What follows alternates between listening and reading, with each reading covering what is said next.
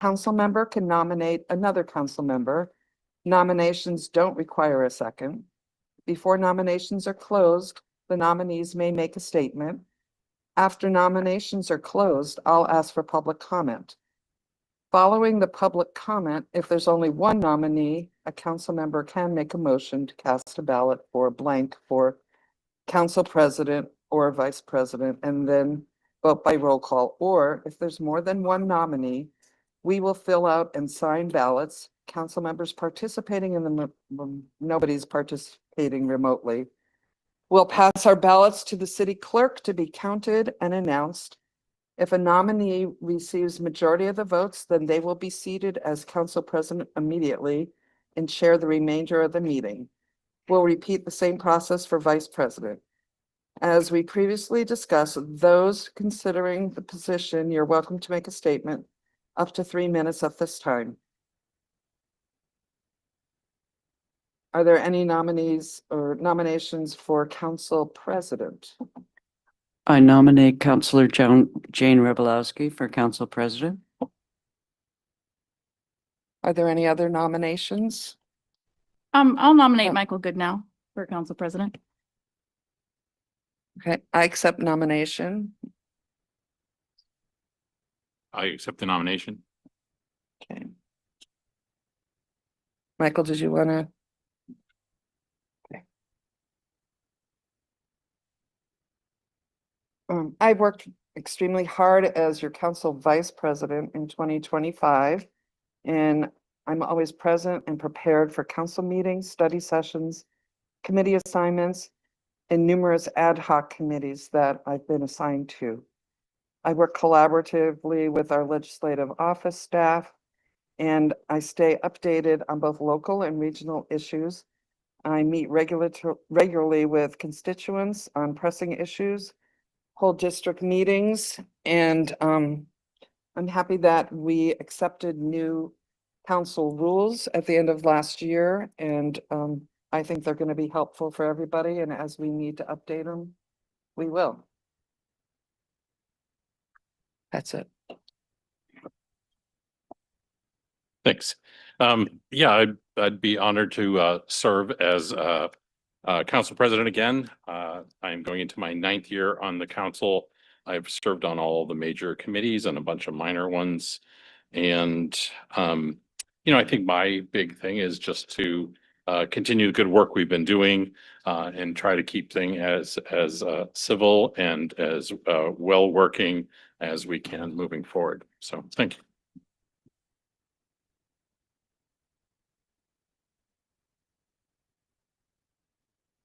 Okay, at this time, we will take public comments.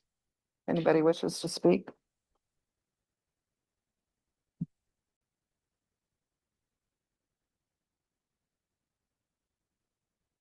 Well, thanks for stepping up and running for council president. I just asked, number one, that you clearly speak into the mic, which seems to be a chronic issue with the previous council president. And so that's really important. Remember, you work for us. It's not about, you don't work for the staff. You work for us. Please put that first. I haven't been very happy about the performance of council presidents in the past. I think they've kind of fallen down. Also, please use your position to help educate the public. If someone comes up here with a complaint about an employee, it may not be appropriate to do it. This isn't the forum, but nobody has probably explained what the process is for filing a formal complaint against an employee. So that was a failure of previous council presidents. So whoever gets elected, hopefully will correct that. But always remember, you are here for us, government of, by, and for the people, to quote a former assassinated American president. Thank you. Can we still say Happy New Year, giving honor to God, who is the forefront of my life, recognizing any indigenous people here, Asian people or Japanese people who lost their property from Port Orchard. My name is Regina Hill, and I've been coming to these meetings so long that Mayor Willer will tell you I met him at Ebenezer African American Church and asked him to be the first white male speaker at the NAACP event, which I hope you are here. I miss the days of being able to go to the 6th floor and talk to Elaine to get her support. I am newly divorced, so pray for me. It's a struggle to be in a gray fox divorce. So instead of retiring at 65, I'll be going back to work. I spoke at length with the Housing Authority. So Michael, my question to you is, what is a minor community and how would you lead a council that's majority female?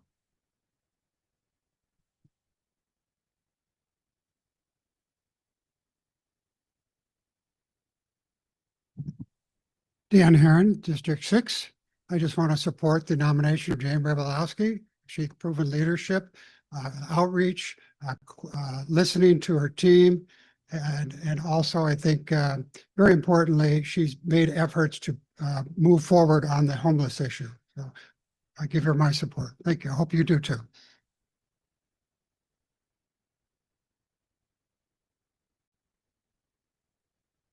Hello, my name is Lacey Ferris. I'm a residential real estate agent with RE/MAX.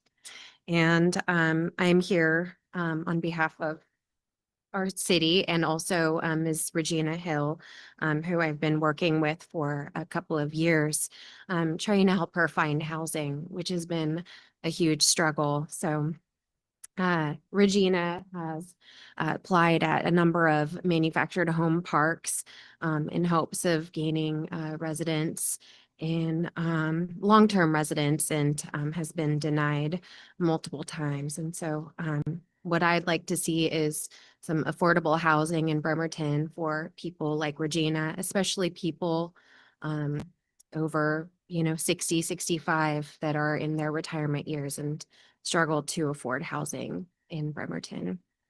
So, thank you. I just wanted to make sure everybody knew that the comments at this time are for Council President. I appreciate your other comments, so. Mary Lou Long, longtime resident of Bremerton. I just want to say that I have appreciated Jane Rybalowski's deep dive into issues and her questions and her approach to different issues, and I think she would make a very fine president.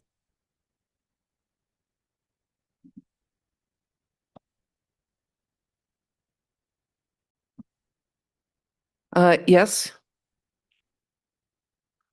Ms. Stroyer, are you ready to speak?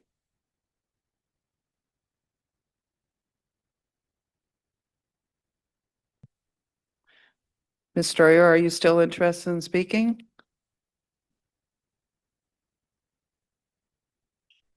Okay, we'll move on to people in the audience. Thank you. Mr. Camacho? Jose Camacho, Old Rock to Block. I try to go to the process of going down the roster on council and deciding how I would pick any of you all. But it's actually impossible. The great shame of the contemptuous attitude of council towards free speech. It's amazing to me. You guys actually call it open mic rule. So that pretty much taints everyone here except for Christy Camarada.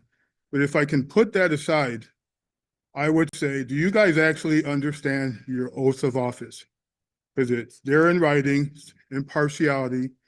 You will support the Constitution, both federal and state. Impartiality, no one walks around thinking about what impartiality is. It's highly, highly crucial. It's the heart of what you're supposed to do. It's actually the difference between you and me. I'm just a penniless fat fuck. Pardon me, sorry. I'm just a regular guy. I care about the people I care about. I have my own history and background. I've screwed up, I've done well. But you guys are unique.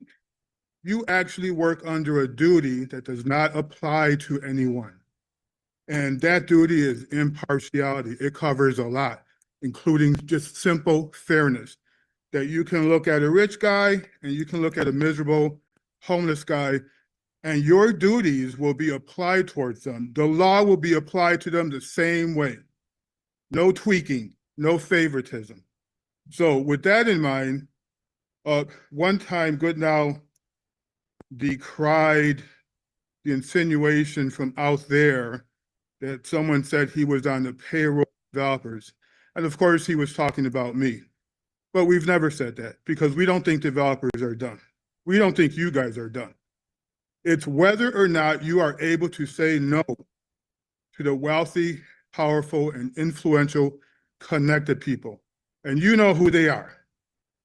So unfortunately, well, that's not fair. It's not unfortunate that Goodnow's entire career is aligned with the ascension of Southwest Group, Rice Fergus. That really isn't a sin. The question is, can he say no to them? And when you look at what's done and accomplished for them, and you look at what he's done or accomplished for the miserable and powerless, it's like night and day. Jane I have my own issues with her, including she joined the smear campaign by counsel against me to gag me.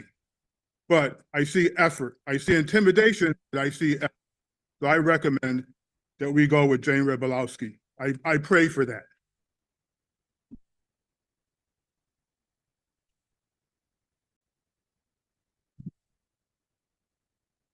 They're gonna have to speak directly. Does anybody else in the public wish to comment? Okay, I close public comments at this time.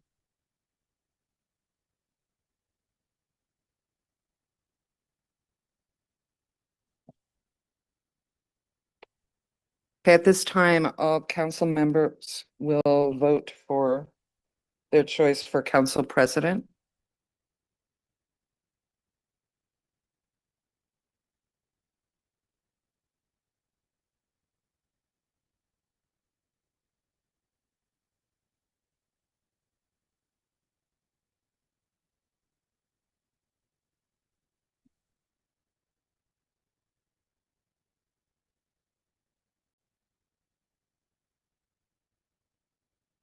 Vice President Rebolowski, just as a reminder to all, please sign your ballots for them to be valid.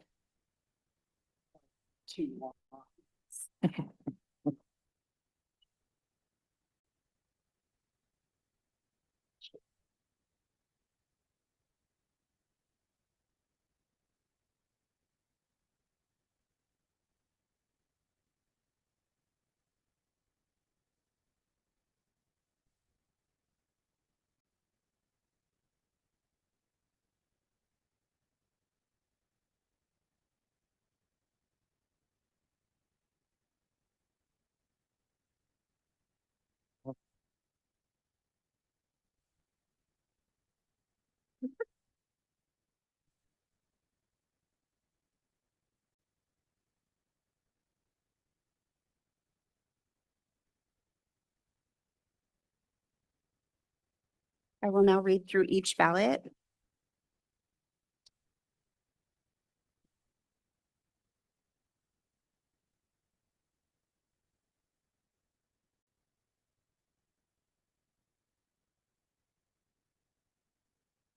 Michael Goodnow, submitted by Rick Tift.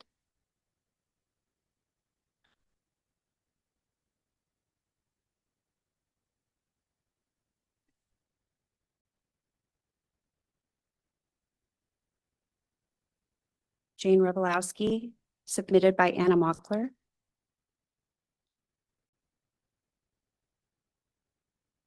Michael Goodnow, submitted by Michael Goodnow.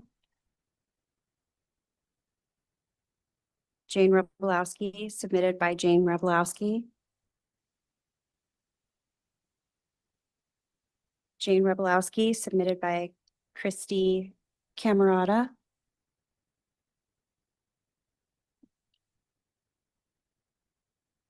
Jane Rebolowski, submitted by Denise Fry. Jane Rebolowski, submitted by Jennifer Chamberlain. Congratulations to President Rebolowski. Thank you. Rebolowski, 5 votes. Goodnow 2.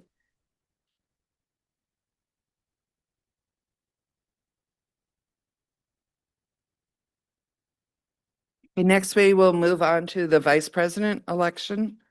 Are there any nominations for the office of vice president? Any member may say, I nominate, and that includes you can nominate yourself too. No seconds are required.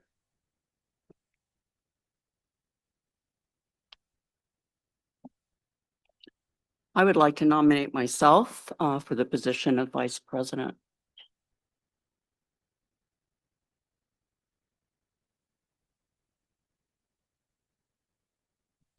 I nominate Michael Goodnow for the position of Vice President.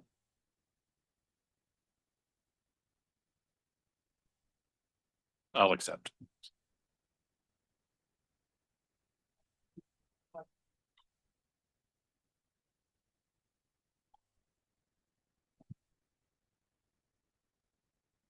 I've actually written my comments down. I sometimes go off and I don't want to do that tonight. The fact that there's so much interest in council leadership here tonight is a good thing. We all have our reasons, and mine is very simple. I haven't put my name forward for leadership until now. I want to make that clear. I have preferred to allow my colleagues to serve, and I've been able to watch, and benefit from that leadership. At this point in time, and with all due respect to the other candidate, my new colleague, Rick Tift, I believe I'm the most qualified to serve our council as vice president. I've been on this dais for nearly 4 years as a member and have watched our council presidents and vice presidents performing their duties each year. While I saw President Younger and Vice President Rebelowski work well together, I witnessed some dysfunction in the other relationships. And quite frankly, that can be distracting. I like to get to the business at hand. I like to listen to the public, to my colleagues, and make decisions that are well-informed, that will benefit our entire city, every single 45,000 of them. The work over presiding over a public meeting can be incredibly challenging, and holding ourselves accountable for our own behavior is where it needs to start. I can promise you all that as vice president, I will support our council president and help council hold all of us accountable to our new standards of conduct. We've all made mistakes. I've made some doozies, but I think we can move on. I truly believe that I can serve this council and the city best as your vice president. Thank you. I have nothing to add. Are there any members of the public who would like to comment?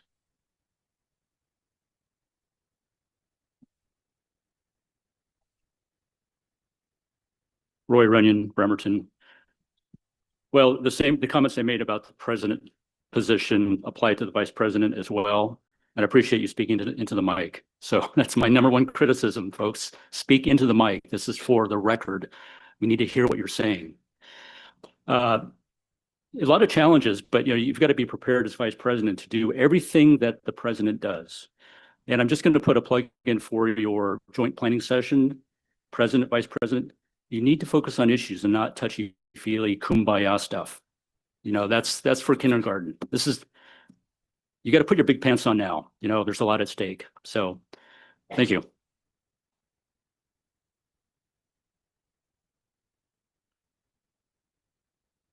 Good evening again. Unfortunately for you, I watched Big Cat. I've watched you. I'm happy that you're stepping into a leadership role. I just want to know if you used the purple shampoo and who styled you for tonight. Thank you.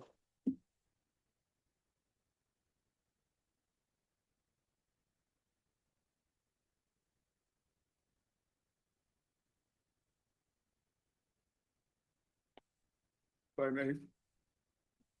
Jose Camacho, friend of Smith Cove, Rock the Block. I have to apologize for the F-bomb earlier. I made it through 2 years without. Thank you. Jose Camacho, friend of Smith Cove, Rock the Block. I have to apologize for my F-bomb earlier. Made it through 2 years without a curse word. I rarely even curse in front of my kids or grandkids. So anyway, sorry. Of course, I wouldn't recommend Goodnow, although I actually think he could be likable. I see humor and intelligence there. And he once offered me a chair, which he probably would have preferred to drop on my head. But it's horrible to me that Denise Frey is a potential VP, actually anything. My worst memory of Denise Frey in the meeting after the shelter was proposed, that is up today for consideration, some aspect of it. She brought up, I believe, as a scare tactic, she was already trying to sabotage that shelter by bringing up the Evergreen Point project. And the aspect she brought up was actually inapplicable to the shelter. She brought up Evergreen Point's very obvious defect, that it's a product of piecemealing and spot zoning, which is illegal. It's a different brand of special favoritism towards Soundwest Group. So she brought it up, even though I've been stonewalled by the city on that issue for 2 years, including by Frey. But she brought it up as a scare tactic. And she has said other things. She emphasized various features of the surrounding area really to denigrate the shelter, which our town desperately, desperately needs. Everyone knows that. This is the most obvious thing in the world. While talking about the shelter, she bemoaned the plot of land that the shelter will sit on as, oh, it's so valuable. Oh, the views it would have. It's really an insult to the great need and misery in this town.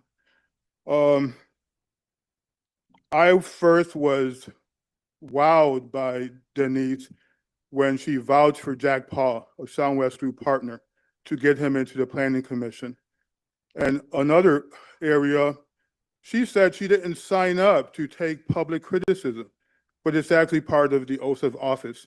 So this is a politician who doesn't understand her job in a very fundamental way. I hope she doesn't get.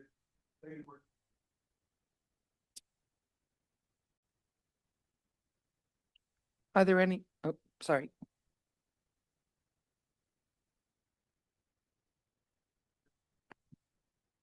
Hey, everybody.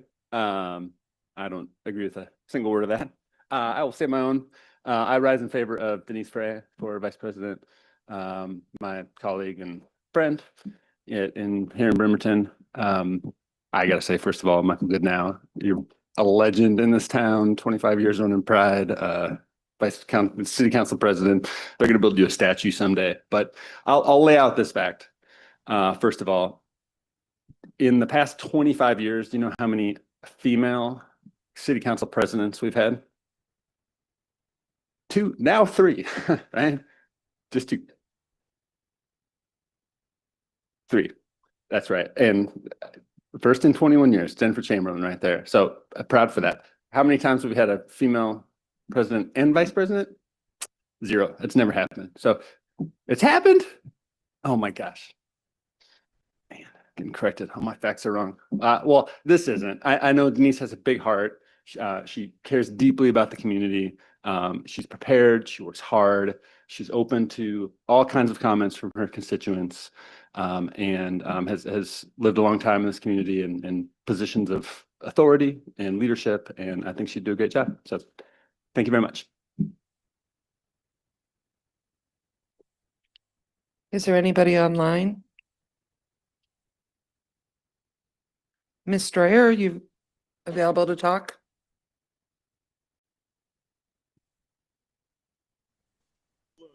How much time do I have to speak today? 3 minutes. 3 minutes. And Is there a it's timer or regarding- something like just- that? It's 3 minutes regarding the vice president election. Yeah, this is about the vice president election. You didn't really Okay. restrict that motley crew of winners that went before me. So that's interesting. That group, you guys got some real all-stars in your audience there in Bremerton. And I agree with a lot of them and what they're saying about the president, the vice president. And I believe like most important thing I would say for anybody running for anything or doing any of this work for the people is to understand the First Amendment and the restrictions that you have from silencing people. And you may be held accountable for that in civil lawsuits if you decide to use your personal judgment or opinion of my speech and shut me off early. That's called a free speech audit. And this is something that's good for everybody, for you guys to challenge yourselves to know that you need to listen to people's opinions, whether you like it or not. In fact, the Supreme Court has ruled that even words that you think you can use the censor button for are words that are protected by the First Amendment. And that's been case law, and that's been proven statutory law and case law. So you don't have discretion to make that kind of stuff up. So as you go through your public comments here, and also as you consider your president and vice president, think about how people use free speech. It's not about what you like and what you want to tolerate, or what the kikes like and what they tolerate, or what any bankers or anyone else thinks about. It's not a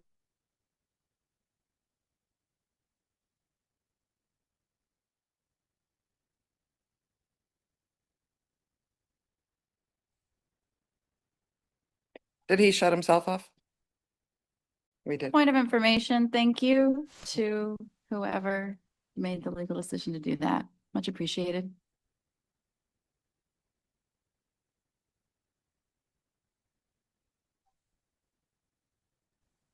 did you cut my mic? Nope. Did you cut my mic? Nope. Okay, because it sure looked like I was muted on my side there, and that disrupted my speech. How much time do I have left? Do you 1 believe minute, that is 15 seconds. okay? That's great. This is the way you treat free speech. I was muted. No one wants to take responsibility for that. We may have to see what happened there. I want to tell you that you cannot restrict people's free speech. And you think you're funny and clever when you do it, but there have been big civil penalties paid for people doing that. You are not the thought police and the self-righteous group that gets to decide what the public gets to learn from public comment and what they don't. If speakers want to talk about the overwhelming control that Zionist Jews have on our country, they are allowed to do so. You cannot shut them off. Look at you looking around. What do you know about the First Amendment? If people want to talk about an overwhelming overrepresentation that Jews have on banking and media, and maybe why they get away with genocide for 3 years in a row, and you don't understand why, well, it's because you don't allow the public to warn each other about this problem we have in our country, being the Jews and their overwhelming control that they should not have in a foreign land. We should expel them, as other countries have in the past, for worse things they've done here than they were expelled from other countries dozens, hundreds of times. If you think it was just Okay, we're gonna cut this. Time's up. Next speaker, please.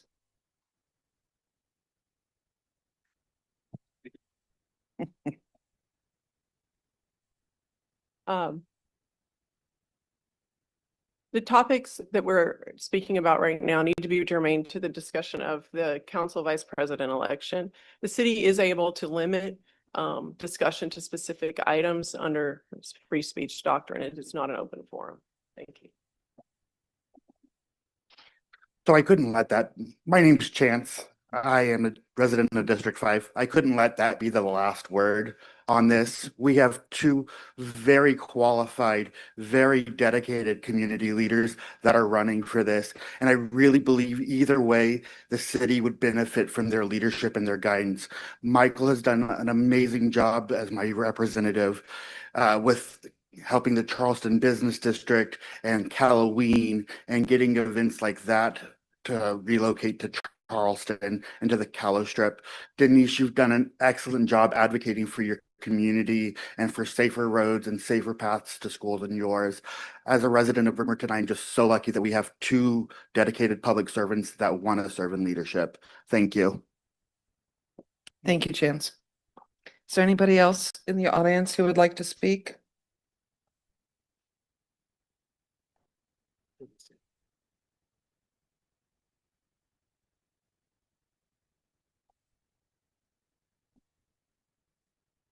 Ms. Boyle, are you available?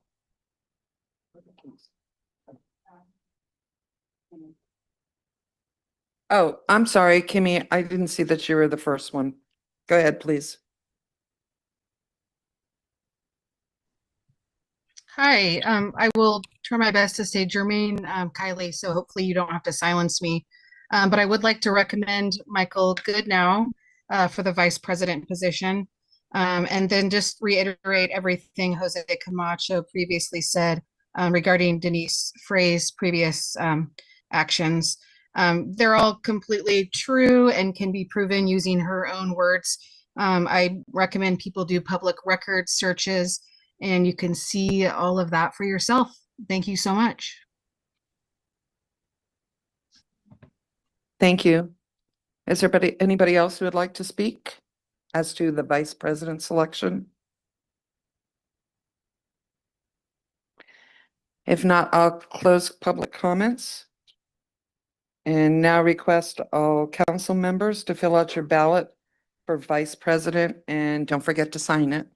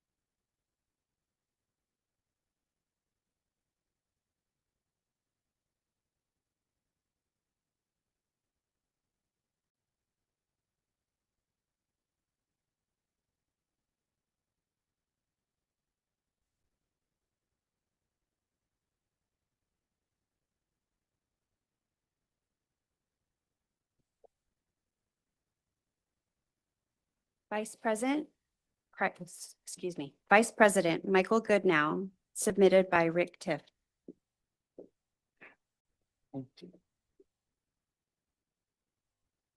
Vice President Denise Fry, Anna Mockler. Vice President Michael Goodnow, Michael Goodnow. Vice President Denise Fry, Jane Robolowski.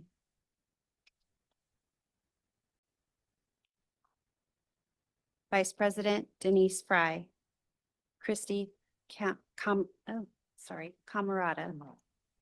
Camerata. Vice President Denise Fry, Denise Fry.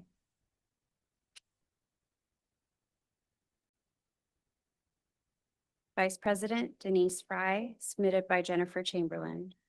Congratulations, Vice President Fry.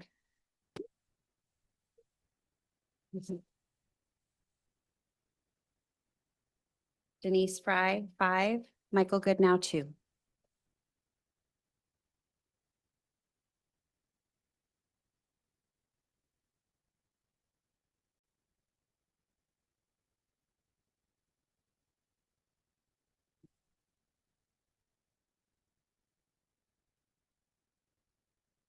I need to talk about those people here.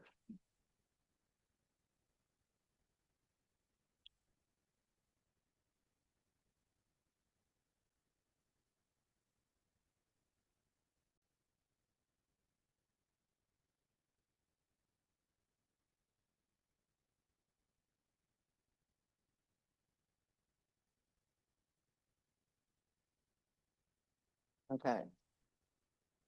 Next, we will go to the consent agenda. President Robolowski, did you want to make an announcement to the public about item 5A being removed tonight? I wanted to talk briefly about it because I know there's a lot of people here and I want them to understand why it's being pulled. I don't just want to say it's pulled. Okay, Okay. thank you. For approval on the consent agenda are the following items. A, claims and check register. Approval of the following checks and electronic fund transfers. One, check numbers 413407 through 413716 and EFT numbers V45183 through V45361 in the grand total amount of $5,510,250.46. Two, regular payroll for pay period ending December 15th, 2025 in the amount of $1,224,042.50. Three, retiree payroll for pay period ending December 31st, 2025 in the amount of $40,836.74.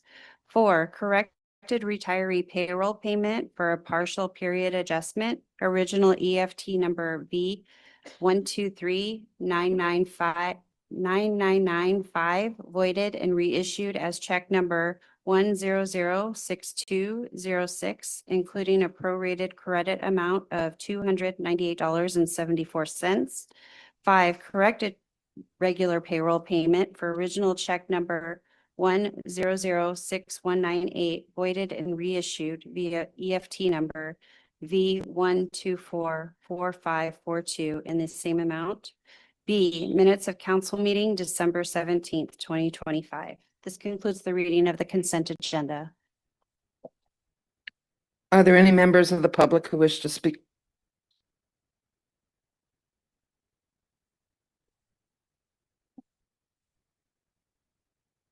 This is to speak to consent agenda items only, please. Thank you. Go ahead.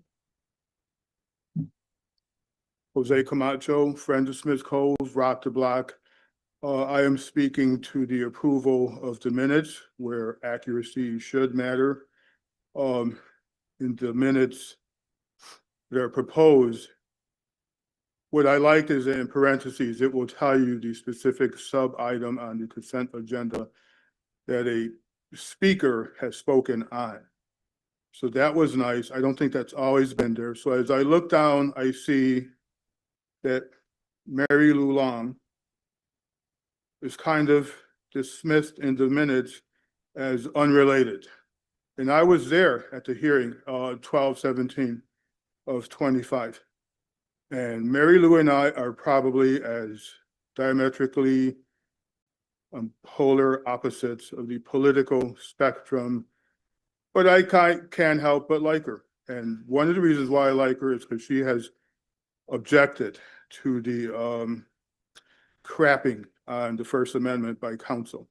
So Mary Lou Long got up here and she was talking to the code of conduct. And the portion of what she said may have been short, but it was actually profound. So whatever else she said that you all didn't like and decided to dismiss her as unrelated, that adjective, it's just not true. She spoke to the code of conduct, and the brilliant thing she said, which took me like 2 years to figure out, that when you obstruct free speech, you aren't just gagging the speaker, you are actually crippling the public.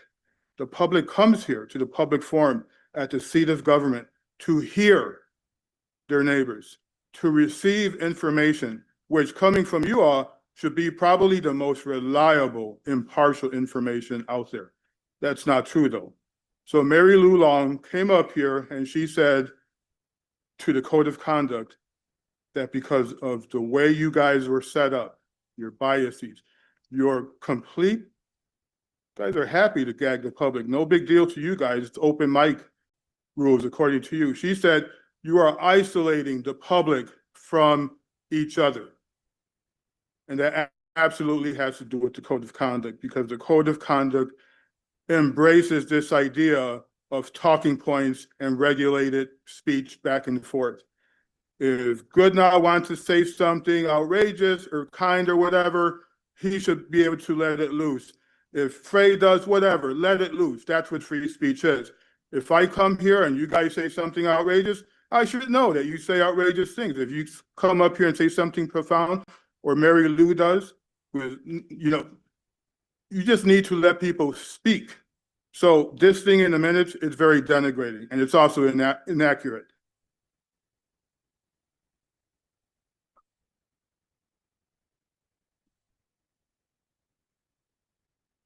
Roy Runyon, Bremerton. Well, I'm disappointed that the Eagle Wings coordinated care issue was pulled off general. No, that's incorrect.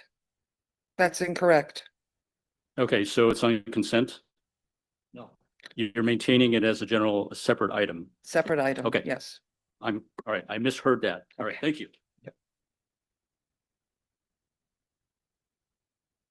Are there any other comments on the consent agenda?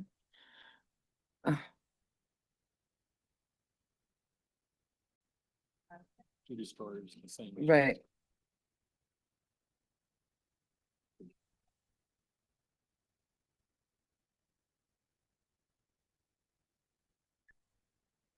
Yeah, Ms. Stevens, is this germane to the consent agenda?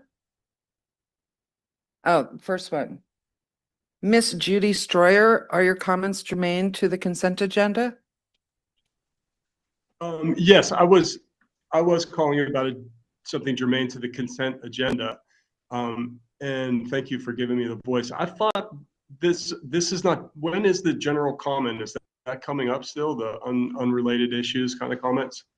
Is this not the right time to warn the public about the Jews? That does not pertain to the issue that we're discussing tonight. So thank you anyway. Let's move on to Kimmy Stevens, please. Stevens, I'm sorry, I mispronounced your name, Kimmy. Go ahead, please. No, that's okay, Jane. Ugh, I just wish people could speak and then they might stop bothering, every few minutes here. Sometimes people just need to get something off their chest, it doesn't cause any physical harm. I couldn't hear you, Jane. You kind of were leaning over to Michael. And I was just really concerned. I think I heard you say that you're not going to talk about the really important issue, general business item A. Is that correct? I'm going to talk about it, but we're going to pull any action off of the agenda for tonight. But I will give a brief summary. Oh, I apologize. Does that mean that the public can't express their concerns about that? Correct. Oh, that's interesting. Okay. You can certainly write in, but I think after you hear the explanation, you'll be more comfortable with it. I'm actually deeply concerned about how it was handled, but I'll send you a letter. Okay, please listen to the rest of the meeting too, okay? Yeah, I understand what you're gonna say.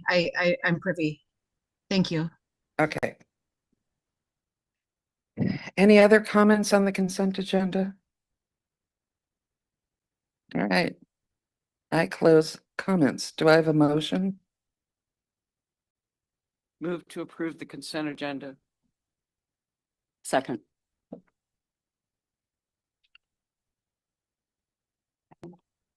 Councilmember Chamberlain, Yes. Fry, Yes. Camerata, Yes. Goodnow, Yes. Mochler, Yes. Tiff, Yes. Rebelowski. Yes. Motion carries unanimously.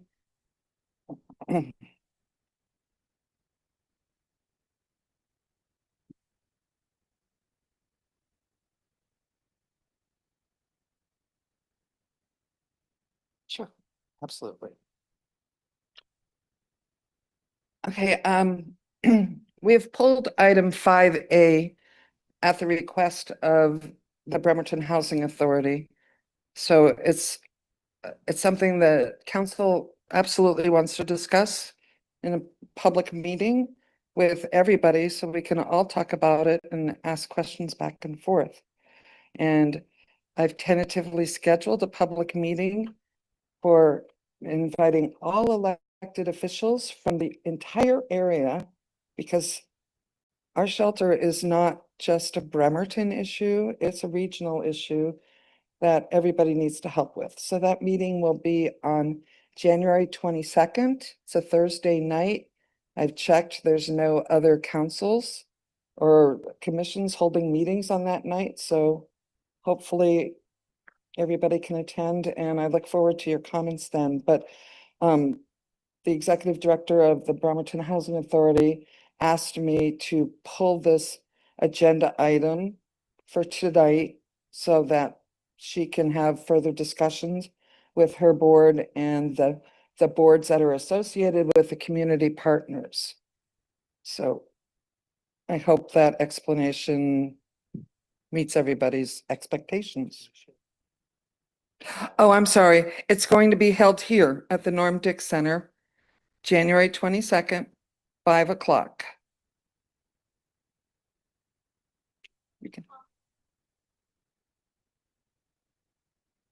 I don't believe it's going to be a Zoom meeting. It will be recorded.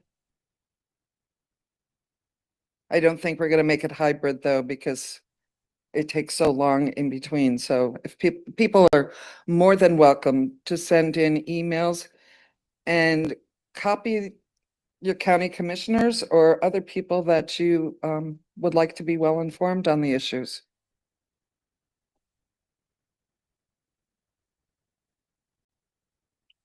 Okay. All right, so next up is item 5B. Funding for Eagles Wings Coordinated Care. Presenter is President Rablowski. Find my notes, sorry.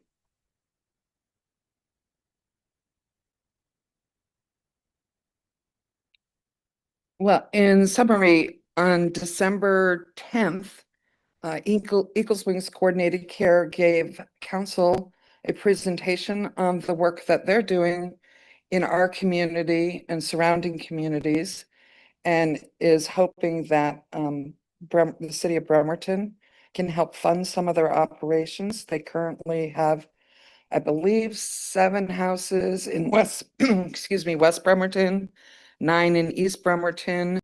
They're underway with a shelter in Gorst. They have houses in Silverdale. They do a lot of work throughout our region.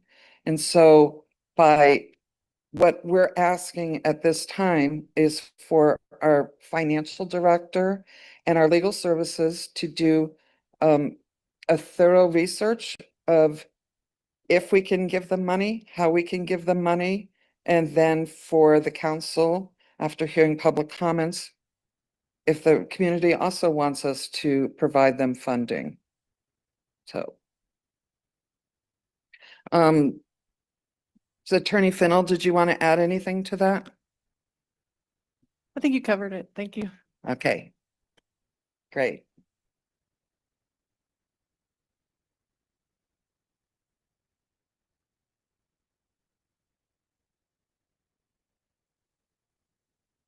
Okay, I'd like to hear from the public.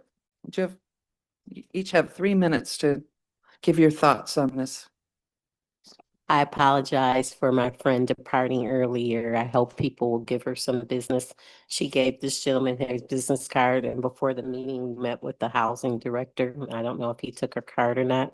I don't know if you heard people say, I have been looking for housing for 2 years.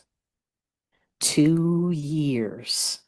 I can pay cash for a trailer. It's not Camelot right up here on 303. The Kennedys are turning in their graves, but I cannot qualify to rent the lot because I live on disability and my ex-husband's alimony. So something needs to be done. Forgive me, I did not read about this specific project. I am on every list, and the list is 2 years. But God is good. I retired from the practice of law. God help me. If Tracy Flood is an angry Black woman, I didn't take the bar the second time because there was an earthquake the day that I took it. So the Lord moved the ground, but I don't know how much further west I can go. So when they get rid of the bar in July or in February next month, there's a dummy bar in July. Where are my sponsors? I want to know the people that helped Tara Simmons get to practice law. I want to know the people that helped all these other people get in under some grandfather clause, because I have to work at 65. So thank you. I'm very interested in this. I've lived in my car. I've practiced being homeless. It takes about $60 every 3 days to be warm. $60. I'm not sleeping at the Salvation Army. I think you cut their funding by 40%. Something is going on. It's not safe. So I'm not going anywhere. I got to come out of retirement. I hope to see you all at the Martin Luther King Day program, which I stopped going to because my son knows who he is, and it's supposed to be a day of action, not a day of listening to speeches and going home and doing nothing. So thank you. Thank you. Anybody else like to speak to this? I'll speak on the agenda item. I'm glad it's still on general business. So I'd never heard of this organization. First of all, I want to say to the new council members, you have every right and privilege that the other experienced council members have. So please read up on Robert's rules. And Councilmember Tift, I appreciate you asking the question about funding source. Because if you were to fund this through REIT, you are violating your own financial policy. And let me review this for you. This is on your your goals, financial policies. This is a document you can actually find. It's also in your budget book for 2004, 2005. Let me just read out of the budget book. The impacts from REIT vary, and this is on page 3 of your budget book. However, there's revenue sources most significant for funding capital, and major maintenance projects in the city's street system, facilities, parks, and providing matching funds for secured grants. So, and every question is appropriate. You're there to represent us. So thank you, Councilmember Tiff. You've earned your stipend for the month, in my estimation. So also, the new council members haven't had a chance to weigh in on the strategic goals for the council. So currently, or the previous list of goals for 2004, 2005, including a low barrier to entry shelter and wraparound services, I guess, is part of this. This is the early wings. But is that what the new council members want? Have you given them a chance to weigh in? You know, that's what a joint planning session retreat is for. I mean, if you deny them the chance to weigh in on that, then you are basically flipping the bird at democracy, the democratic process. So anyway, those are my concerns. And again, I welcome the new council members. And remember, you have power now to represent us. Thank you.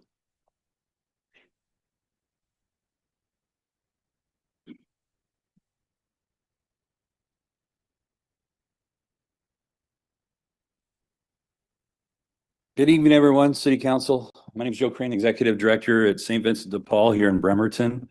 And I'm just stepping up in advocacy for Eagles Wings and the project they're doing out in Gorst. I highly support this project. It is very important to the overall ecosystem for our local housing continuum, including different various types of shelters and the different demographics and different acuity of folks that'll be served. The leadership at Eagles Wings is probably some of the best in the business. They have my full endorsement. I just want to make it clear that this is one very important component of the rest of the hard work we still have for the shelter work we have in our community. But the work done out in Gorst and Eagles Wings is a very important component of that. Thank you.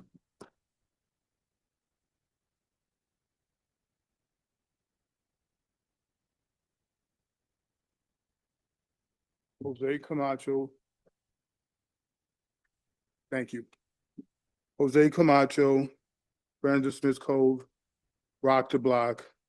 There is an Eagles Wing facility for they're rehabbing a building on my block, which is stone's throw away from Evergreen Park. So I was happy that it's there. I think it's still in the works, taking them a while. But whenever I mention them, everyone gives it kudos. My concern is kind of related to the way this is even written up on the agenda. In fact, it's the way everything related to the homelessness problem is framed. It's all very chaotic, fractured, unstructured, unorganized. But you guys are the experts. You guys are the numbers crunchers. I've admitted being math phobic. So I'm not going to be a calculator and figure out when the deadline ends for funding. So the question, should we investigate Eagles Wing? We don't need to investigate anyone, guys. We know what the problem is. Give them money. Get rid of the MFTE. Get the funding. Give them money. There doesn't need to be this balkanized, fractured political football approach to helping the homeless. It is one problem. This is one town. You guys have a one voice code of conduct rule. Have one mind and help people. It's not easy, but so what? You guys live a very cushy life up here. And, my partner and I, actually, Jay made a suggestion. If you contact Jocelyn, we can arrange for a homeless person to use a parking spot in front of the house with the homeowner's permission. Great idea. Again, it's fractured. It's piecemeal. Why isn't there someone who's not playing PR with the misery of others? The whole PROS plan thing. This is a year-long effort, and it still had baked in hatred of the poor. And so now we've got this. It could be PR. It appears to be for me because I'm seeing this new lip service now, and I'll take the lip service. I'll take that as progress. But why do we need to consider investigate funding Eagles Wing? Give me a break. Freaking help people. You don't need to milk it for PR. You don't need to be loved. You need to help people.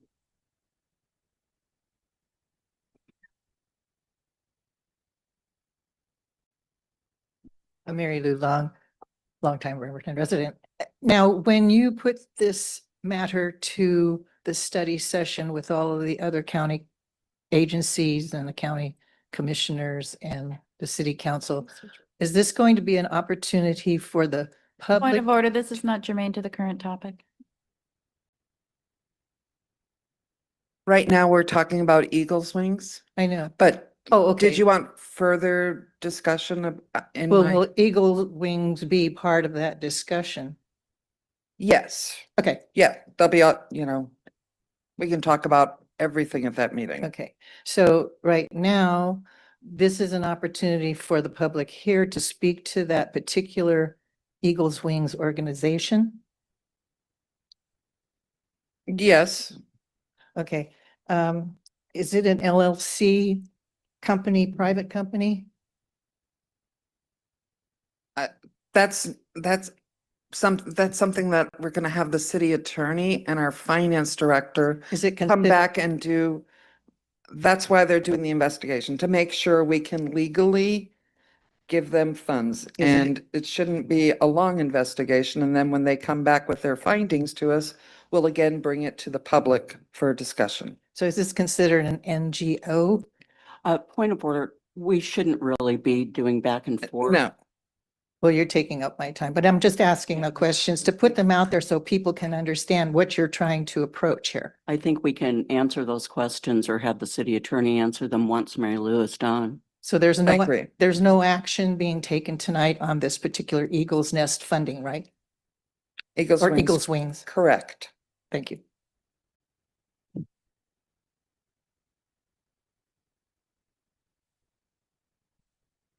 Dan Heron, District 6. I am familiar with Eagles Wings, and I hope the investigation goes smoothly. Whatever they're proposing, I know it's not going to solve the whole problem, but whatever it takes, the shelter proposed at Sheridan, Eagles Wings, whatever, I hope you just keep working at it. I really appreciate the open meeting on the 22nd, and good luck. Thank you. Thanks, Dan. Does anybody else wish to speak on this issue? 5. Okay. Ms. Stevens, go ahead.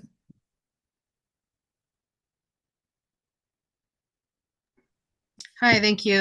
So I'm also a registered nurse with nearly 20 years of experience working with people who are facing very similar or the same hardships by those people that Eagles Wings serves. And I wish that the Kitsap Sun would write an article on them instead of the inaccurate one about the other issue we're not discussing. You know, people are unnecessarily scared right now, and this is like affecting people's lives. So I just want everyone to really think about people that were scaring unnecessarily, okay? But from my professional perspective, I can absolutely say with confidence that the work Eagles Wings does is absolutely exceptional. They provide behavioral health services, transitional housing support, and wonderful peer-led care in conditions that would stop most organizations. They operate on this incredibly tiny shoestring budget that does not even begin to reflect the scope, quality, or impact of the services that they provide. And they're often doing all of this in the face of extraordinary adversity with people who do not understand what's going on in the world or the community.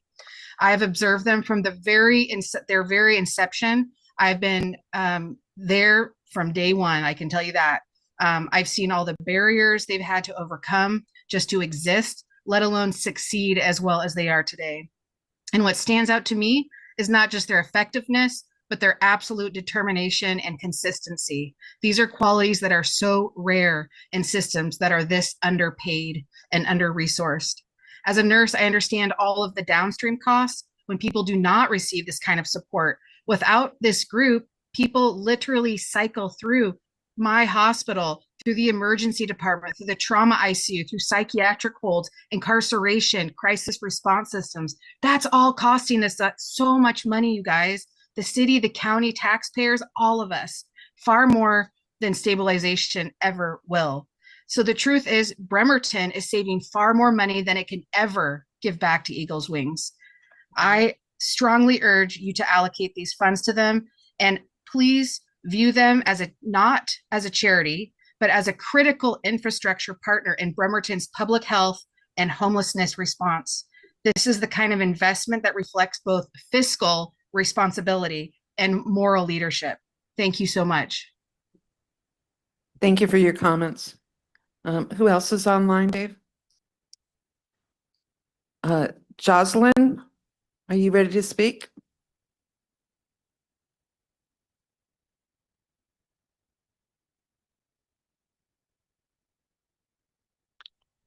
Jocelyn Madrid, are you ready to speak? Hello? Hi, we can hear you. Oh, good. Oh, good. First, I just want to say Happy New Year. I'm so grateful that to get to talk to you guys again. It really gave us the sense of we were working together to solve problems when we were able to come in for general comment. And I can't wait for that to come back because we got a lot of really good work and we have a lot of momentum going right now in so many different directions. And one of those is Eagles Wings. There's not enough when we're down there. We do a lot of outreach. Kimmy, I work with her closely. And sometimes when we don't have the ability to find go somewhere, Eagles Wings is right there to kind of swoop in, and it saved our and it's given us hope on a lot of occasions. And that's one of the things that I'm just really grateful for, is that the more I get involved with the city of Bremerton and the people and the groups here in the city of Bremerton, this is a really unique place. We have so much hope growing out of this area, and it's a little bit it explodes my heart every time I get to see that. And I know we can do so much better. Eagles Wings is just one part of it, as Joe Crane was saying. He said there's a lot of work we can do, but there's so much momentum going in the right direction, in a positive direction. And I hope we can hold on to that. One of the things that I just wanted to bring as my Marine that I keep sharing with you guys, that we've been trying so hard to get off the streets.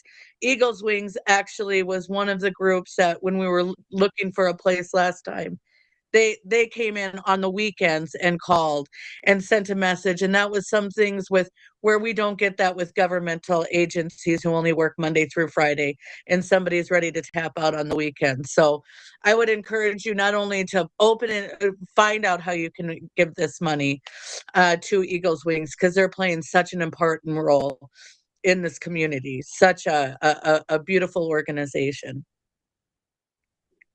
Thank you. Thank you for your comments and Happy New Year.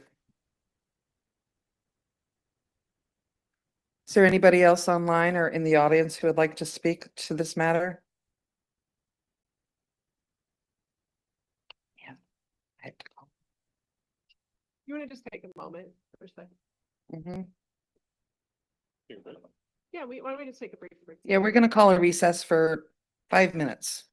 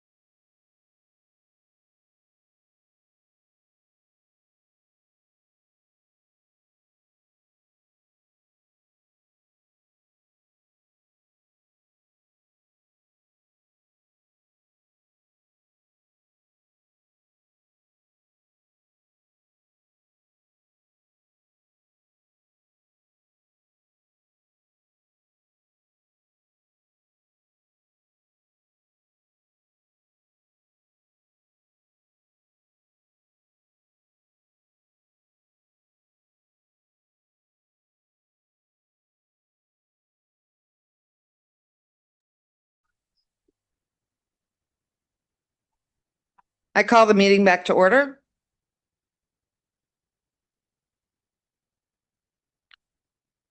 So we're still taking public comments on the Eagles Wings. Does anybody in the audience here want to speak to it? Is there anybody online who would like to speak to it? Next up, please state your name.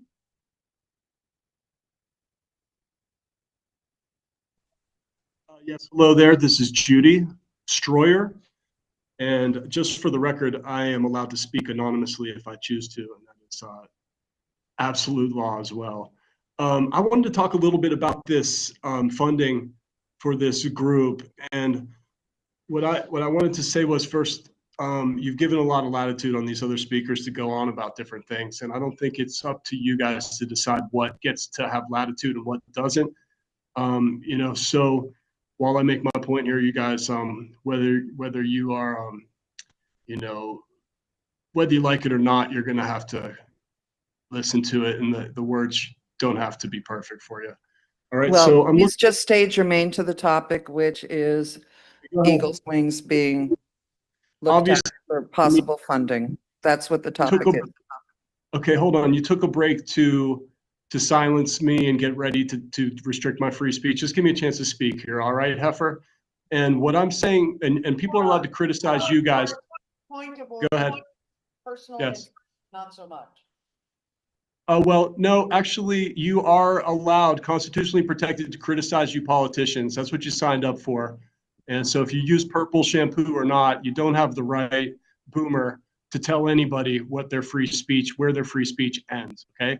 So when someone speaks, you could decide what's polite or not, but you have no right to silence people. You can get up like immature middle school girls and go in the back and project your virtue like that. But what you're doing is taking a crap on people's rights. These are civil rights, okay? So getting back to your project, I will be germane, and that's why I'm here. You'll find a lot of the people who benefit from these services that are funded by the public knows nothing about. And in this case, the public should know how many disgusting faggots there are inside of these groups, and the homeless people with the AIDS and the drug abuse. It's germane to the topic. They're taking advantage Personal of our attacks kids. are not needed. Thank you. Oh, they're not needed, but they are protected speech, and I want you to please not interrupt me, okay? When people are talking about problems in homelessness, there's no way you can even mention the topic without bringing up the fact that there are unruly, savage niggers that are killing people in the streets, okay? And that's how people end up homeless and in these jeopardized situations. And when it doesn't help the matter to have your board get up and walk into the back and pace around like they're too good to hear these topics. A problem with this is what causes this homelessness, not do we fund never-ending homelessness problems and co-ops for people with terrible websites projecting some kind of like satanic value that you get from government with the boomers with silver hair telling you what your free speech is. You wonder if people like me, when we call in, are doing this for kicks or for fun, but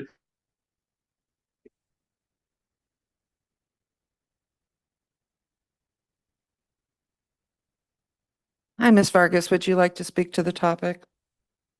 Hello, everyone. Happy New Year. Happy New Year. Yes. I think we should clap. It is a Happy New Year. Happy New Year. My name is Akuye Karen Vargas, and I just wanted to know we are all here to serve our communities, to do the best that we know how to do. Sometimes we don't have all the answers, and sometimes we face many challenges. But I do know that we have an awesome opportunity here to be able to address some fundamental things like housing and like healthcare. And I think with all of the resources, all of the knowledge, the wisdom, and those that are within our communities and regions, I think that we can Excuse me a come minute. together to take care of this. Ma'am, we really do have to stick to the topic Yeah. of Eagles Wings, please. And Thank and so I just wanted to say, because I do see that there is a need here, And I'll leave it at that because I don't get political. We're here to meet a need and we're here to find solutions. Thank you. Is there anybody else in the public who would like to speak? Done? Okay.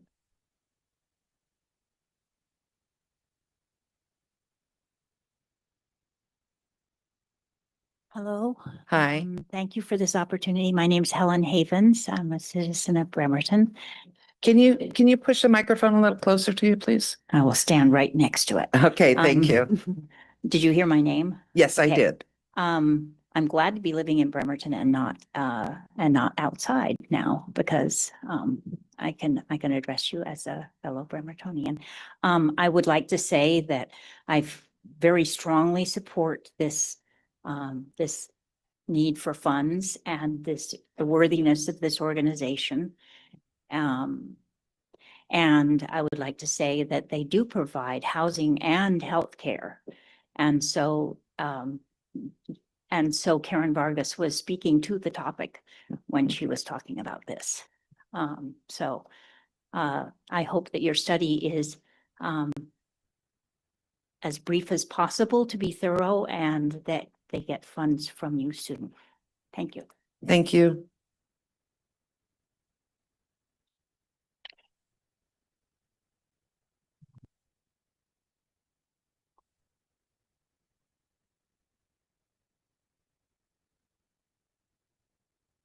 Hi, I'm Chance again.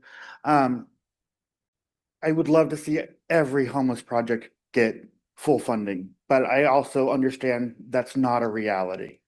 So while I want and ask and encourage you guys to do your due diligence with Eagle Wings, that we make sure that there is some sort of comprehensive plan so that we're not triplicating and quadruplicating efforts, so that we can streamline this as much as possible so that we get the most out of our taxpayer funds. While this is a big issue, it gets even larger when we have 3 agencies trying to do the same thing because we're doing this by piecemeal. We have a comprehensive parks plan. We have a comprehensive development plan. I think it's time that we stop and think and try to develop a more comprehensive homeless plan. Thank you. Thank you. Do we have anybody online? Angie, would you like to speak to the topic? Can you hear me? Yes, go ahead. Hi. So regarding Eagles Wings, as a supporter for mental health, this is a program that actually serves the mental health, not just our unhoused individuals, but our unhoused individuals also have mental health issues that Eagles Wings also assists with getting them to appointments and everything else that they need. Also, there is they're also funding, and I'm well aware that there is funding from drug court. So I'd like to see how the city is going to either lower the rent for some of these individuals going into these homes, because these rooms or half shared units are between $500 to $700. And as somebody who knows somebody who just got out of Eagles Wings, that is kind of pricey when HIN doesn't even cover that amount of money for individuals. I support Eagles Wings. I support a lot of things that are going on in this community. I would just like to see a little more structure for the financial situations that individuals are coming into Eagles Wings with. And I'd like to challenge the city as well, as I've seen where money has been allocated to shelter systems and being lied to where the money was going. If the city is going to do this, I ask that you hold individuals accountable to the amount of money that they're getting and state where it's going. That is only fair to the individuals that are being served into that house, and also fair to the community and public at large. What I personally would like to see is a bigger building for this, because at the same time, we have individuals coming out of prison. We've got individuals who kind of can't be into into housing because of criminal backgrounds. And if the city's willing to give up money like this that they are. I ask that housing be situated for sex offenders, individuals coming out of prison, that and individuals who are combined, that they have the knowledge, because there are children coming into these homes as well for visitations for those in drug court. I support drug Okay, court. Angie, can you state germane to Eagles Wings? I understand there's a lot of issues to discuss about lots of problems in the city, but if we can just stick to Eagles Wings, that would be great. This is Eagles Wings. This is Eagles Wings. This is the services that Eagles Wings provides to our unhoused individuals, also to those incarcerated individuals or those in drug court. They serve that population, not just the unhoused. So I personally feel the community has every right to know it's not just unhoused individuals, and everybody has a right to housing. Everybody has a single right to understand that they can afford it. They can afford a shared room. And I just would like to see the city cooperate with Eagles Wings cooperate. Okay, Angie, you've used your 3 minutes, Thank ma'am. you. Thank you. Do we have other people online? Of course we do. Courtney Bowl, would you like to speak? Yeah, hi, my name is Courtney Bowl. I would like to speak for Eagles Wings. I know that they employ people who care, who have been in the situations for the people they are caring for. They have extremely well educated individuals that they employ, and they really do just help the community. I think that they are one of the lead organizations in the housing problem, and I believe that they definitely take care of the people they serve, and they are very adamant about serving their community.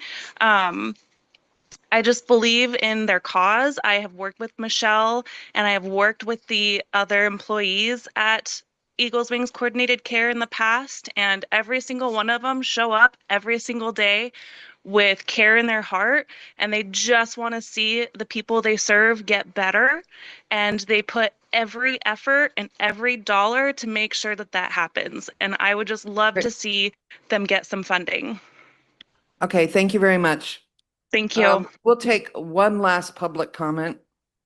I believe there's somebody online.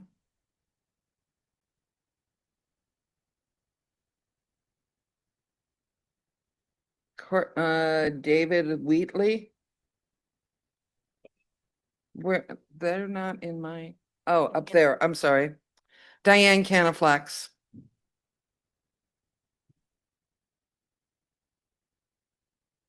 Hello, are you there, Miss Canaflax? Yes, thank you. Diane Canifax, Director and President of Kitsap Animal Rescue Education, Care, and Program Director for the Housing Outreach or Homeless Outreach Program that we are involved in.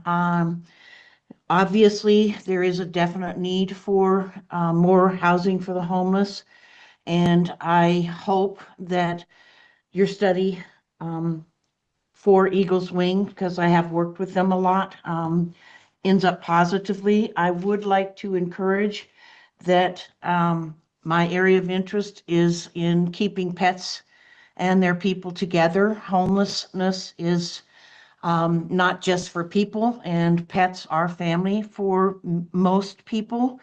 And I hope that you consider that when you are debating on where resources will go in terms of whether or not there is a co-shelter model in place. And lastly, I would like to make sure all are aware that CARE has been involved with co-sheltering with the county at the Pacific Building in Port Orchard with Kitsap Rescue Mission. We have developed and have volunteers who are more than willing to work with the proper individuals and organizations to help guide. Ma'am, can we please just keep it germane to, should the city of Bremerton move forward with doing a final look at Eagles Wings to see if and how we can fund them? Yes, and what I'm trying to say, my apologies, is I hope that when you look at that study, you also consider the pets as part of the study and a necessary part of homelessness and housing for the homeless. I appreciate your comments. Thank you. I don't see any more public comment. So seeing none, we'll go to the council for a motion. Move to direct the city at She brought it. On Cowboy. Move to direct the city attorney to conduct due diligence and draft a funding agreement allocating $200,000 to Eagles Wings Coordinated Care for council consideration at the earliest possible opportunity. Thank you. second.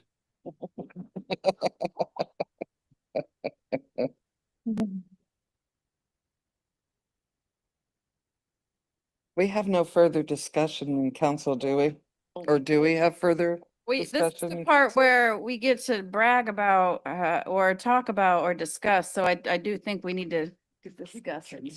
As long as we're germane Please. to the topic of drafting. Basically, what we're doing is, what I appreciate about this is we're not hiring a consultant to do this work. We're having our finance director and our city attorney check out the feasibility, right? And check out the feasibility of potentially directing some REIT funding to Eagles Wings Coordinated Care. This is an organization that's been very transparent with us about their achievements. They're willing to show their books, their numbers, et cetera, to us. And they have organization after organization supporting them have come out. People who are in the field have come out to support them. And they've been working behind the scenes doing the work that the community is calling for us to support for years. They've had some struggles and righted their ship correctly. And they're under really great leadership now.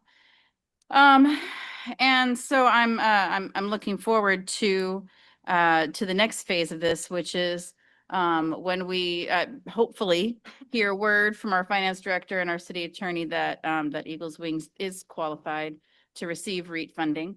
And what this also does, and so I'm gonna, I think that it is a benefit for some folks if they wanted to catch up on the legislature. Let me see, I've got a couple. So I'm gonna just kind of say these a little slowly so that the folks who are a little skeptical, maybe they can take notes of the HBs and SBs so you can look them up, and maybe you can speak on it next when this topic comes back up. But we had some changes in legislation at our state level that expanded the access for REIT to be used for affordable housing. As a matter of fact, we're being directed in some ways to use this funding for affordable and transitional housing.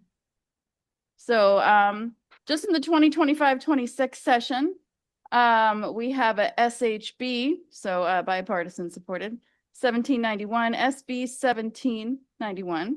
That was passed, that expanded REIT. Housing and allowed cities and counties to impose local REIT for housing.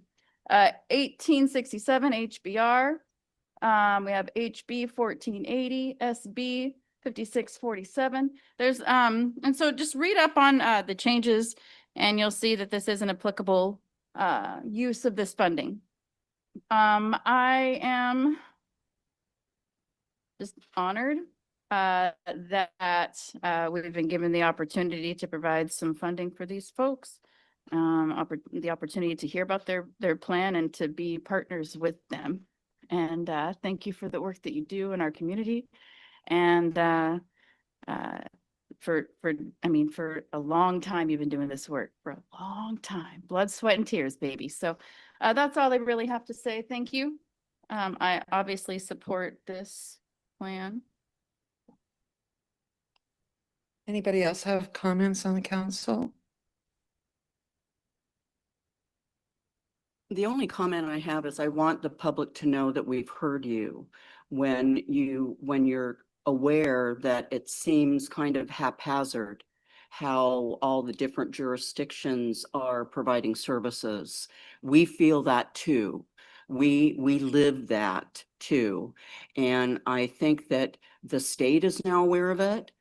And is going to be putting pressure on all of us to get together. And if there's a countywide plan for homelessness, we need to be involved in that plan and certainly do our fair share. And we're very blessed with organizations like Eagles Wings who are ready and waiting, you know, for that. So I'm looking forward. I think it's just due diligence. It's good oversight to take a deeper look.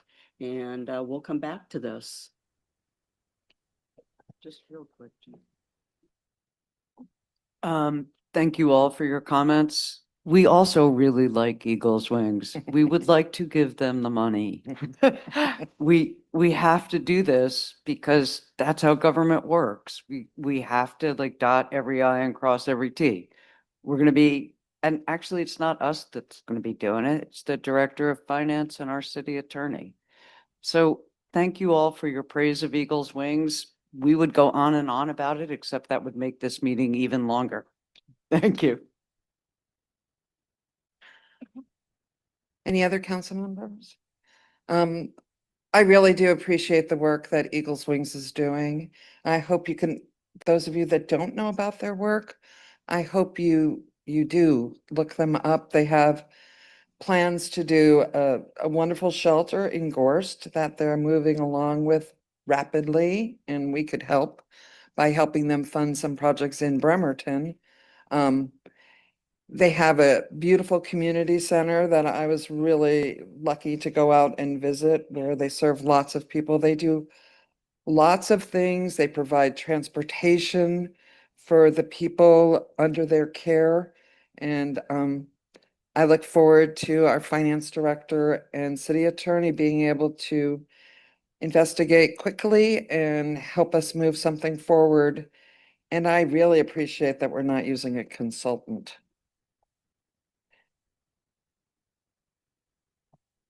Seeing, I don't have any further discussion, so call for the question, please.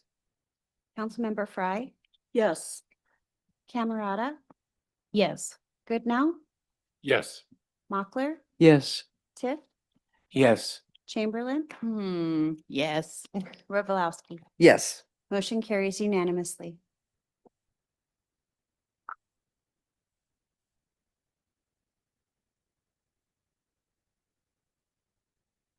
Next, we have the mayor's report. Mayor Wheeler, welcome. All right, good evening, council, and congratulations first to our brand new council members, Councilmember Tift, Camerata, welcome. Welcome to city government. Congratulations, Council President Revelowski and Vice President Frye.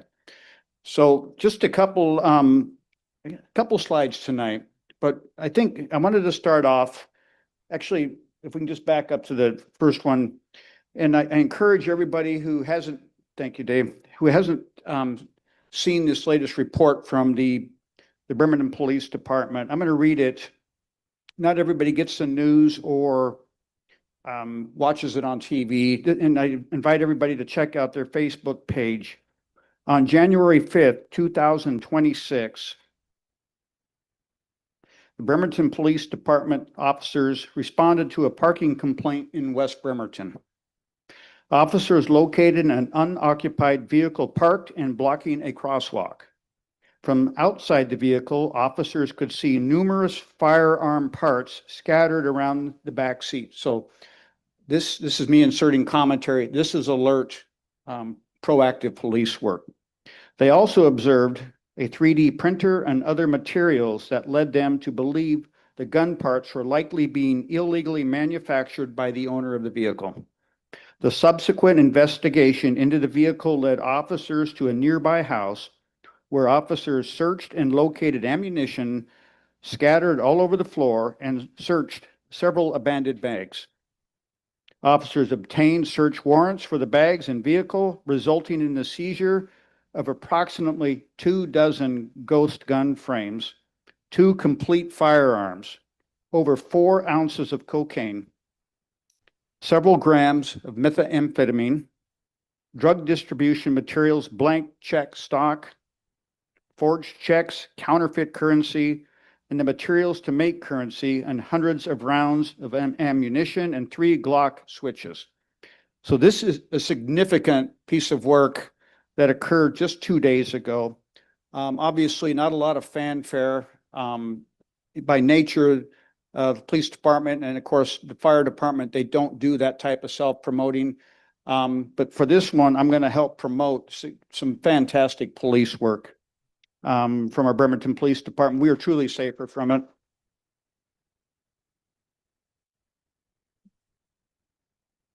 All right, and just a few more slides, Dave.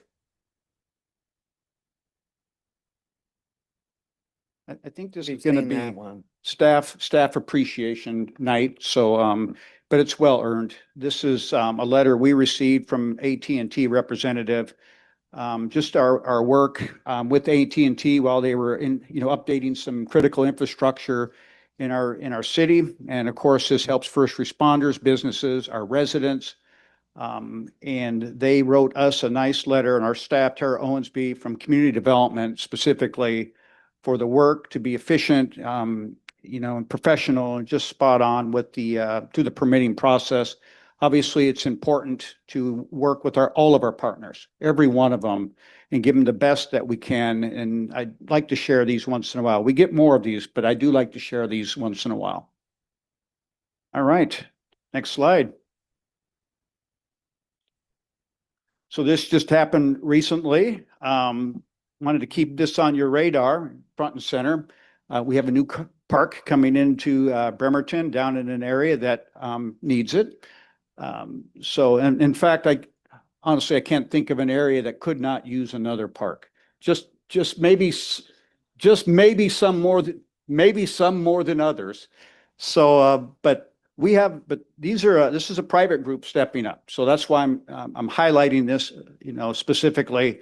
The Navy League is stepping up, significant contributions from them. We've cited it. The sign is the next step to alert people that we have a project, a public-private partnership going in our community. Looking forward to continuing that work together, producing and delivering a park to our community. And that will be it, except Happy New Year. Look forward to working together in 2026. Thank you.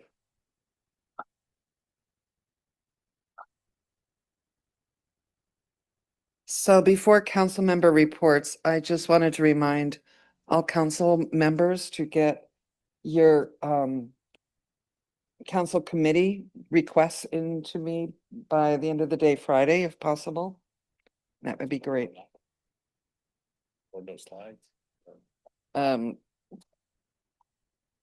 If you would like to give a report. Yeah, I haven't prepared anything either. Hey, I believe, is this the first council meeting of the month? Yes. Then District 1 goes, Mhm. because that's what I'm doing today. I'm taking space and, anyway. So, okay. So I apologize to Counselor Goodnow for stealing his thunder with that motion. I think it's just kind of a tradition for somebody who is deeply invested, and I'm a little emotionally invested in Eagles Wings. So I'm looking forward to this process and seeing about getting them some funding for the shelter out there. And then I don't have a specific council report. I just want to throw a shout out to the Bremerton Police Department as well. I don't know if anybody else has ever run out of gas on the Warren Avenue Bridge going uphill, but I have. I've run out of there was always something wrong with my car. Maybe it was a transmission, maybe whatever. But I've run out of gas on on that bridge. And today I saw somebody who, maybe they ran out of gas, maybe they were having a electric, some kind of issue with their vehicle. But I saw a Bremerton police officer, pushing them. I don't know if I should really be saying this, if maybe the insurance, I hope not. But the Bremerton Police Department was pushing, with their vehicle, pushing this person up the hill, up the, Warren Avenue Bridge. And it just warmed my heart. They could have just stayed there and made them call a tow company. But I know how much our officers are out there just doing the little things to help out our community. So thank you very much. And other than that, welcome to Counselor Tiff, Counselor Camerata. I am so excited to have new blood on the council. It's always like we were up there in the briefing and it was a little buzzy, a little like energy because we had new people there. So it's gonna be a lot of fun to get to know you and work with you and spar with you a little bit. Maybe out in the parking lot, right, Christy? I'm also looking forward to being under the leadership of women. And Counselor Mockler, it is hard to be the first, and we were the first. We had a lot of pressure on us. And I hope that we have in some way lessened that for the next female leadership team here on council, next to second first. Yeah, that's what we did. We loosened the pickle jar for you. And I'm looking forward to working with you as my fearless leaders. With that, Happy New Year to you all. And thank you for your advocacy for our community. It's really heartwarming and amazing how many people come out, not only in support of our friends here with Eagles Wings, but just in the support of our unhoused neighbors and all folks who are vulnerable. That's all. Thank you. District 2, Vice Thank you. President Fry. Just for the record, my name is pronounced Fry. I know that I don't mind. I answer to anything, but if I'm going to be attacked personally, I'd like to hear the correct pronunciation of my name. It's Fry. I know that we have a new council rule and procedure, like we're supposed to actually just talk about what's going on in our districts. But I'm going to take some grace here, and this is our first meeting of the year, and I want to just set some context for myself working with all of you this next year. I miss the days when I could focus on only one issue. For 40 years, I led domestic violence agencies. And so everything that I considered was through the prism of domestic violence victims and their families. So when I worked with law enforcement, it was always around domestic violence. When I worked with workplaces, it was always around, employees and how to help them through domestic violence. It was always domestic violence. And I can remember sitting with a county supervisor once in Sonoma, and she was sitting in front of this credenza with all these 3-inch binders. Do you remember binders before we had these? And there were like 20 of them behind her. And I remember leaving that meeting and thinking, I'd never want to be an elected official. You have to care about all that stuff, and you have to learn about it, and you have to make decisions about it. I like the luxury of only focusing on one issue. And here I am. But the good news is there's 7 of us. And somehow between us, working with staff, with department heads and others, doing some deep dives on our own, it all works, and we're all able to bring our own skills and expertise to this council. I'm really looking forward to this year. I think Councilmember Tift is going to bring lots of great background and expertise. For those of you who don't know, he spent many years as the CEO of the shipyard, largest business, around. So I'm looking forward to that. I'm really looking forward to working with Christy Camerata. We're going to meet soon, I think, and I want to get to know her and what her priorities are. But I commit to serving this city. I really do. All 45,000 of you, not just a few. Thanks. Thank you. Councilmember Christie Camerata of District 3, do you have a report for tonight? Don't have a report as much as to let everybody know that Rick and I are still being onboarded onto everything. So we actually don't have our devices or a way to access our emails or phone numbers or way to get in touch with anybody. So while that's still happening, I have heard even tonight that there have been some people that have been emailing and were questioning, did you get my emails? We actually don't even have a device or way of getting that at this point. So we will be onboarded fully coming up. But just wanted to let everybody know that because it's like the first meeting, day one, and it was just really special to be like, so did you answer any of my stuff? And like, no, I don't know how. So they are going to onboard us. It will be fantastic, but just to let everybody know too, because new kid on the block over here. But I am a big fan of listening before speaking. So I think you guys have seen that a lot tonight where I will sit and I will listen and I take everything in. It may take a few meetings before I start speaking. It's not because I'm shy. It's because I listen and I listen to people and I make sure that if you're up on the podium and you'd like to make eye contact with somebody, I will be your safe space for that. We can absolutely do that, but I am here to listen. And then I will, when I have something to say, I promise that I will speak. But until then, it's my job to really, really listen to everybody tonight. So I appreciate everybody being here because I have a microphone now and it's really, really hard and it takes a lot to go ahead and speak into it. So I appreciate everybody that spoke tonight. Thank you. Thank you. District 5, Councilmember Goodnow, do you have a report or No statement? actual report, but no, I'm sorry, I went first on that. We had a little bit of a bumpy public comment and I was just trying to help by moving things along and you put so much time into this and I appreciate that. Congrats to our leaders and welcome to our new members, and I will yield the rest of my time for the woman from District 6. Councilmember Anna Mockler, District 6, do you have a brief report to give tonight? I keep it to 5 minutes. I thought it was 7, but okay. It's 5. So I have slides from, this is really going back from my December 7th, Green Mountain Legacy Forest Defense Network. But I had Super Tuesday yesterday and I didn't make the deadline of noon yesterday. So, 6 weeks later, you guys can see them.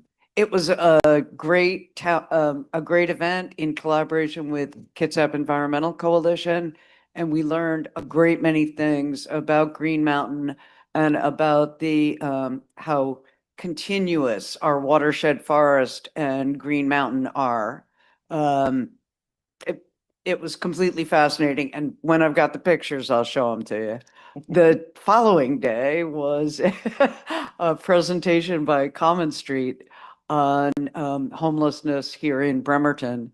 And that was an excellent presentation. Brendan Perko of Common Street is great. We've been contracting with them for 2 years to work with homeless, especially homeless encampments, and help people move into a continuum of care instead of a spiral of despair.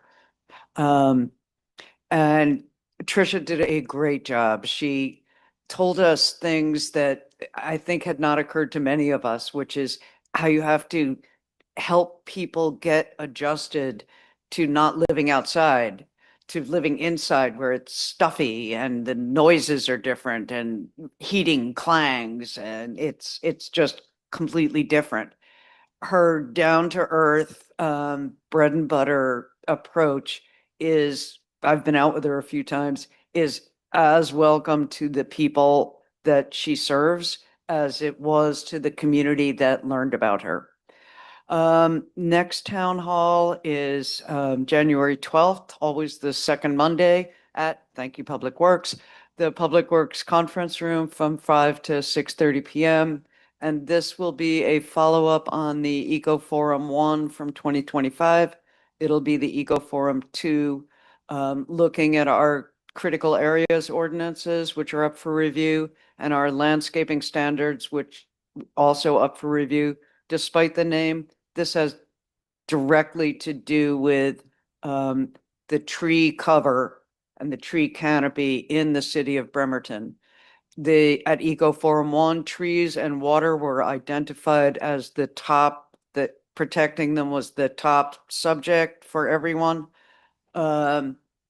So I hope you can come on out to there and, really, what is more fun than going through land use regulations, eh?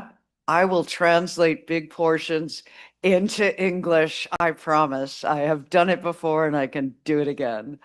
That is pretty much all that is happening. Lulu Haddon Park is still fixed. So far, so good. And Public Works is responding to the light this is very district centric. To the traffic signal, the flashing yellow that is there at 15th and Lafayette, which is having that not work is quite dangerous to the children and animals and their attendant adults who are trying to get from Lulu Haddon Park to, anywhere else. So I thank you, Public Works, for leaping on that despite all the sleet coming down.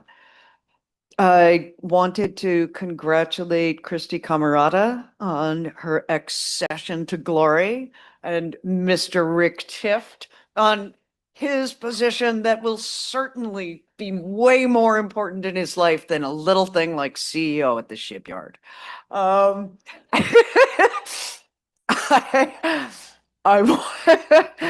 I wanted to also congratulate Council President Jane Rebelowski, Council Vice President Denise Fry, and just to be sober for a second, in this time that we're in where the executive has so much power and it's become so normal to express hatred and to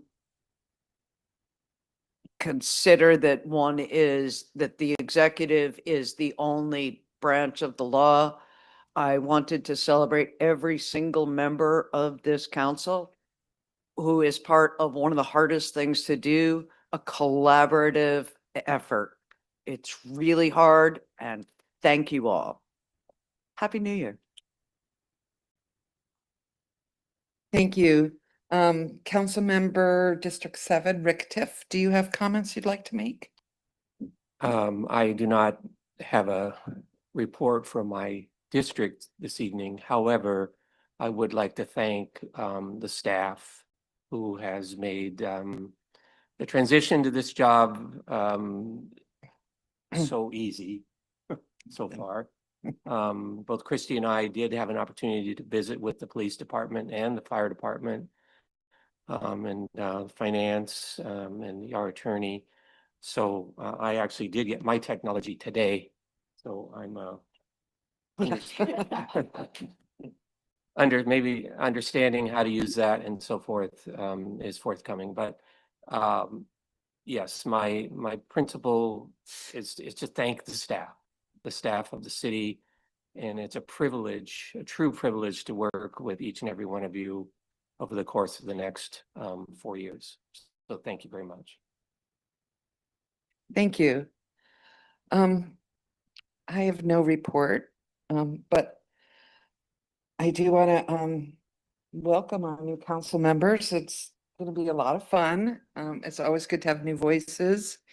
And, a lot of times we'll rethink our position that we've held strongly just because somebody comes in with a new idea sometimes. But anyway, I think it's great that we're going to have fresh ideas, fresh voices, and everybody is excited to work really hard with our administration and our staff and our community especially. And I really hope that everybody who can possibly make it come to the January 22nd meeting that your city council is hosting, and that we hope other municipalities and the county also come and listen, because we're 45,000 people out of a county of over 250,000. So we need help from everybody, because our issues aren't just Bremerton issues. We're trying really hard to solve what we can with the finances that we can, with the limited tax base that we have. So I think everybody be quite surprised to see, we have a huge amount of untaxed properties in the city. And so everything that, our nonprofits, our churches, our big employers can also do to help the situation is welcomed. And I hope everybody comes to the meeting and bring your comments, and you can email comments to us in advance and we'll share them with all the other electeds who are interested in helping solve the problem. But again, by Friday afternoon, if you could all have your requests for committee assignments, that would be really helpful. And thank you. And our next meeting will be a study session on Wednesday, July 14th. I'm sorry, January. I told you I didn't have the real glasses tonight. Beginning at 5 p.m. in the sixth floor council conference room. I hate the rain, by the way, so I wish it was July. This concludes tonight's regular council business. Thank you for all being here. Meeting adjourned.